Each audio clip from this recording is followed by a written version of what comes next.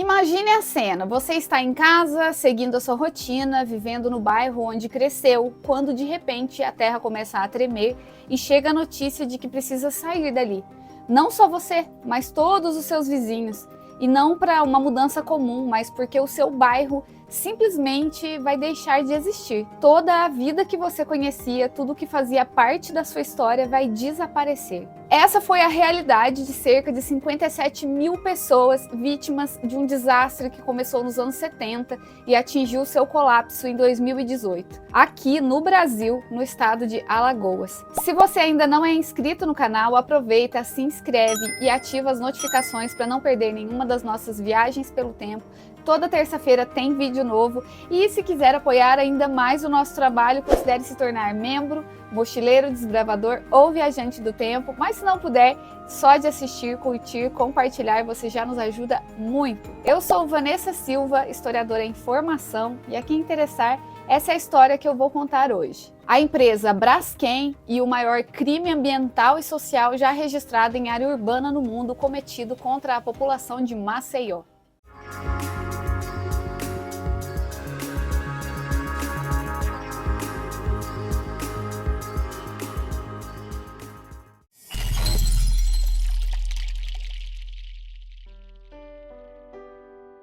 Quando se fala em Maceió, a bonita capital do estado do Alagoas, muita gente longe do Nordeste imagina apenas um paraíso tropical. Areias brancas, mar azul esverdeado, piscinas naturais perfeitas para fotos, um destino turístico de encher os olhos, digno de postagens nas redes sociais. E de fato, Maceió tem tudo isso. Mas se essa é a única imagem que você tem da cidade, sinto te dizer, você está alienado.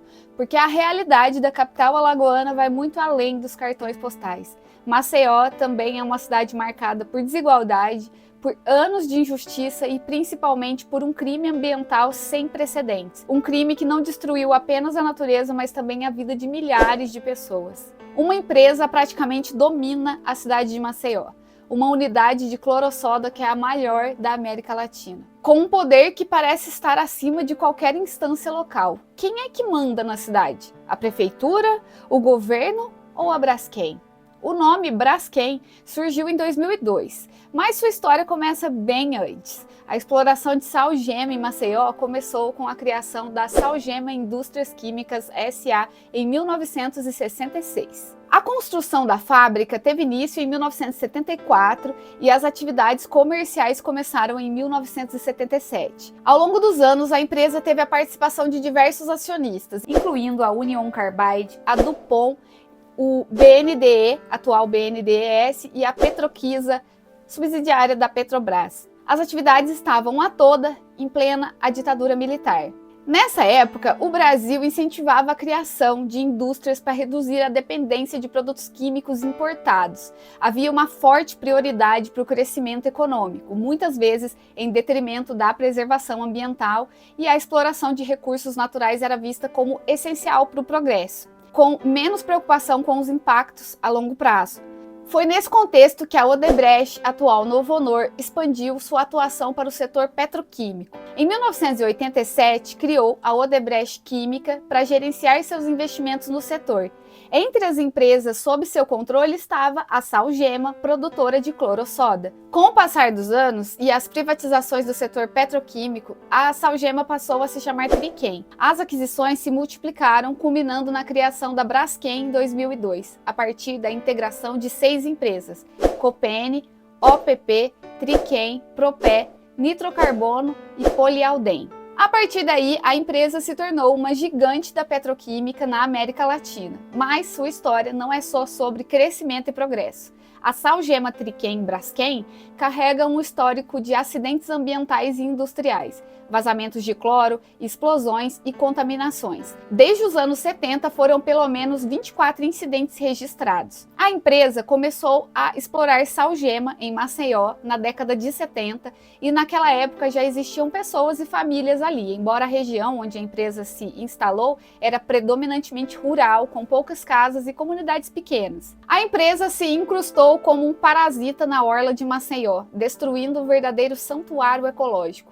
Nenhuma questão ambiental foi levada em consideração.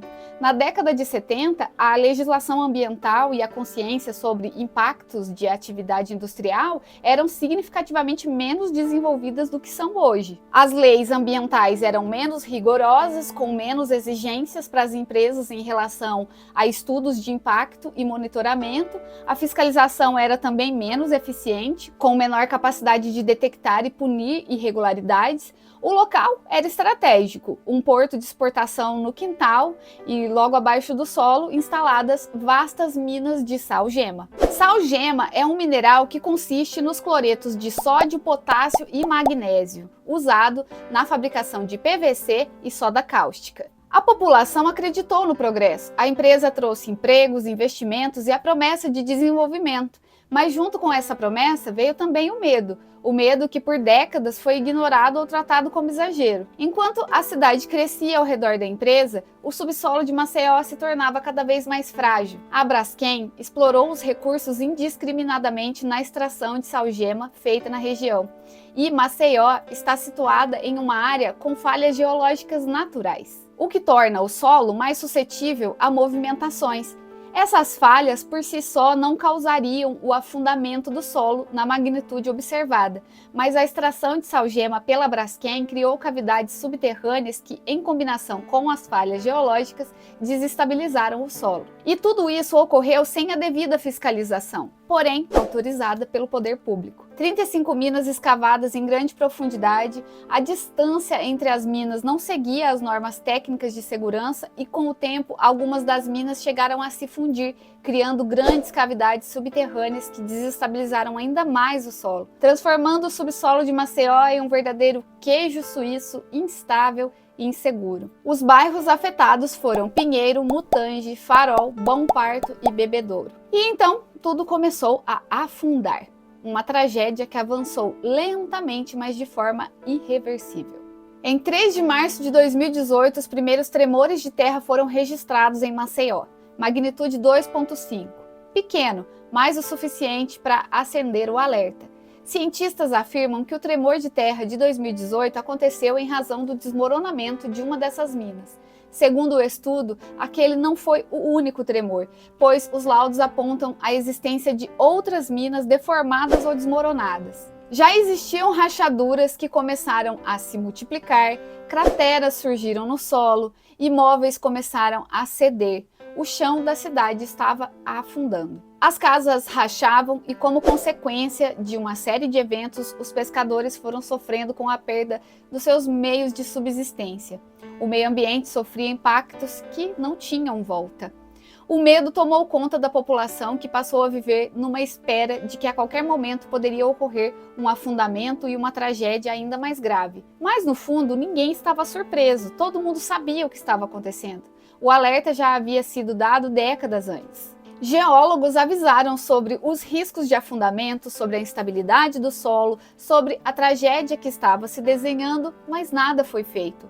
Os sinais estavam ali há tempos. Desde 2010, moradores relatavam rachaduras em casas e fissuras no asfalto. Na prática do dia a dia, quando iam fazer manutenções nas suas casas, sempre tinha aquela rachadura que, mesmo consertadas, voltavam a abrir. Era notável que algo estava muito errado. Mas foi só em 2019 que as autoridades finalmente reconheceram a gravidade do problema. Determinaram que cerca de 14 mil imóveis de 5 bairros tinham de ser desocupados, e isso foi criando ruas fantasmas em pleno coração de Maceió. A Defesa Civil desempenhou papel crucial na identificação das áreas de risco e na coordenação de evacuação. Também em 2019, a Braskem anunciou a desativação das suas 35 minas na região. E como toda grande empresa envolvida em um desastre ambiental, a Braskem tratou de tentar se eximir da culpa.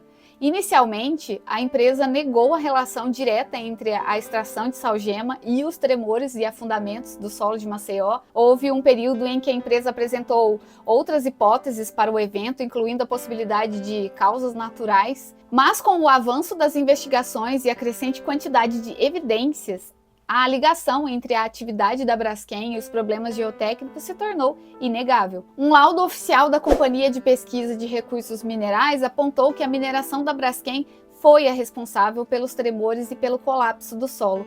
E então, posteriormente, a Braskem assumiu a responsabilidade pelos danos e iniciou o processo de compensação e realocação das famílias afetadas, firmando acordos para ressarcir os danos. Mais de 14 mil imóveis foram condenados, mais de 57 mil pessoas impactadas diretamente, sem contar os bairros ao redor, que também sofrem com a desvalorização dos seus imóveis e com o desmantelamento de toda a estrutura necessária para a logística da vida funcionar. Fechamentos de comércio e empresas nas áreas afetadas impactou a economia local como um todo.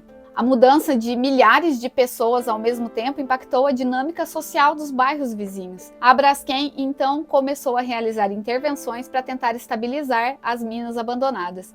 Um processo complexo que envolve o preenchimento das cavidades subterrâneas com materiais específicos para garantir a estabilidade do solo. Mantém também um sistema de monitoramento constante na área, com equipamentos que medem a movimentação do solo e a pressão nas minas. Mesmo com esse processo com o objetivo de evitar novos incidentes, em novembro de 2023, 5 novos tremores de terra foram registrados na região.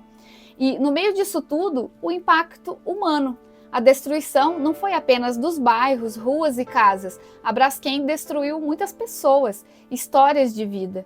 Perderam tudo. Algumas pessoas chegaram a tirar a própria vida, outras ficaram com o psicológico abalado para o resto da vida. Um acordo foi firmado em janeiro de 2020 entre a Braskem e a força-tarefa formada pelos Ministérios Públicos Federal e Estadual e Defensorias Estadual e da União.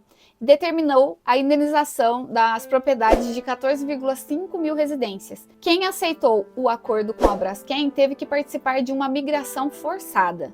Assina um contrato, entrega sua casa, sua memória, sua história. A casa é lacrada com blocos de concreto e, em troca, recebe um aluguel social ou indenizações oferecidas que nem sempre refletiam o valor real dos imóveis e os danos sofridos pelas famílias. Muitos moradores relatam que os valores oferecidos não foram suficientes para comprar novas moradias em condições semelhantes. Alegaram também que não tiveram acesso a todas as informações relevantes sobre seus direitos e opções disponíveis. Muitos aceitaram porque não tinham escolha, outros nem essa opção tiveram. O acordo não foi discutido com os moradores, ele foi imposto. A falta de tempo para avaliar adequadamente as propostas e buscar orientação jurídica contribuiu para a aceitação de acordos desfavoráveis. E uma coisa que a gente precisa lembrar é que isso tudo estava acontecendo no meio da pandemia. E ele também só veio quando grande parte da população já estava quebrada, no desespero, sem alternativas. As autoridades salientavam, 99% dos afetados já aceitaram o acordo, como se isso significasse que estava tudo bem, como se essas pessoas tivessem realmente tido a opção de recusar, como se a justiça fosse apenas uma questão de estatística. Mas perguntando a esses 99%, provavelmente é difícil encontrar alguém verdadeiramente satisfeito. Eles também dizem que indenizaram 100% do que foi solicitado, mas na real, a Braskem está pagando o mínimo possível, enquanto no processo vai adquirindo uma área imensa em uma das melhores localidades de Maceió. Há a preocupação entre os moradores sobre a possibilidade de a Braskem se tornar a principal proprietária de grandes áreas da cidade. Futuramente vai ser um espaço usado para benefício da população ou vai só continuar gerando lucros para a empresa? Em 2021, enquanto milhares de pessoas perdiam suas casas e tinham suas vidas arrasadas por esses crimes, e também pela pandemia, a Braskem teve um lucro recorde no primeiro trimestre, 2,49 bilhões. E os bairros que ela destruiu? 90% do comércio local faliu ou precisou recomeçar do zero. Mas para gringo ver, está tudo bem. A Braskem é uma grande colaboradora, uma gigante da indústria petroquímica, um pilar da economia. No papel é tudo perfeito e no mundo real não está 100% ressarcido. Não está todo mundo realocado. Isso é uma maquiagem dessa tragédia. É o maior crime ambiental e social em área urbana do planeta cometido contra a população de Maceió. Ao olhar o lugar, a sensação é a de estar em uma zona de guerra. Casas depredadas, sem os telhados, porque com o tempo e a falta de opções, a situação de vulnerabilidade social de muitas pessoas na região levou à busca de garimpar materiais de construção como forma de obter recursos. Houveram algumas atualizações importantes. A Polícia Federal indiciou 20 pessoas por crimes relacionados ao afundamento do solo. Os indiciamentos abrangem crimes como poluição ambiental, usurpação de bens da União e crimes contra a administração pública. A Braskem firmou um acordo com o município de Maceió no valor de 1,7 bilhão para indenização, compensação e ressarcimento de danos patrimoniais e extrapatrimoniais. A perda de prédios históricos em Maceió é uma das consequências mais tristes desse afundamento do solo e representa um desafio para a preservação da memória e da identidade da cidade. A Justiça condenou a Braskem a indenizar o estado de Alagoas por danos causados pela exploração de salgema. A decisão reconhece o direito do estado à indenização por imóveis e equipamentos públicos gastos com obras e desapropriação de imóveis. Hoje, em 2025, a negligência da Braskem e do poder público continua no seu ciclo de violação de direitos, onde o lucro da empresa segue inabalável, enquanto as vítimas da mineradora continuam lutando por justiça. Segundo os relatos das vítimas, a Braskem não cumpre sequer o acordo firmado em 2020 com a Força Tarefa. Acordo esse que permitiu que a empresa conduzisse essas indenizações